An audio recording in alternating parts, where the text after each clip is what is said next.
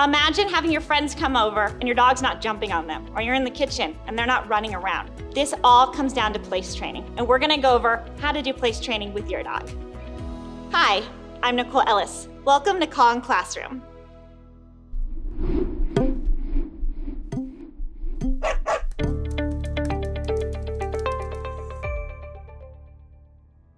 Place training is incredibly useful, and it's basically teaching our dogs to go to a specific place to relax and do nothing. So imagine as a pet owner being able to cook in your kitchen or having your dog not jumping on people when they come over. It's an amazing thing, and that's where we can use place training. We're teaching our dogs to go to an exact place and just sit there and relax, which means uninterrupted distractions, whether that's in the kitchen while you're working or your guests coming and going, and knowing your dog is nice and safe.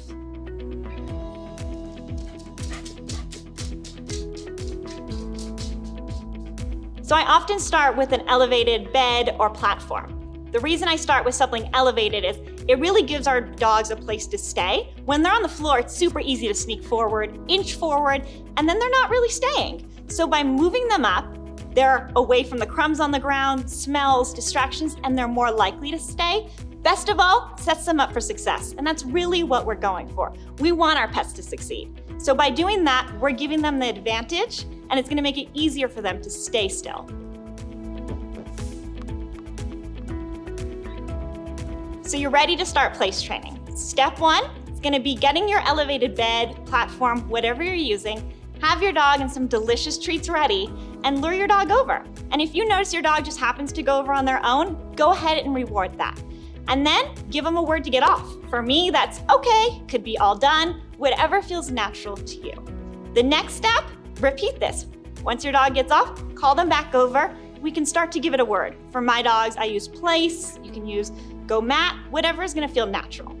And then we're gonna reward that and ask for a down. Next up, slowly start to add duration. We want our dogs to be relaxed and calm. So maybe you're starting at 5 seconds. That's fine. Set your dog up for success. And then next time, see if we can do 10 seconds. We're gonna build it up so our dog is nice and calm and comfortable. And then quit while you're ahead, call them off, and the next training session, we can build it up even more. Now it's important to remember as we start to add distractions, which might be people coming, maybe we're practicing outside, maybe I have dog toys all over the place, we're gonna lower our criteria. We don't wanna push our dogs too far, we want them to succeed. So this is where there's lots of crazy things. I'm gonna ask my dog to stay for 5, 10 seconds. Great, good boy. Okay, let's get off. And the more we practice, the more solid this is gonna become. Once we have a solid behavior, we can take this anywhere.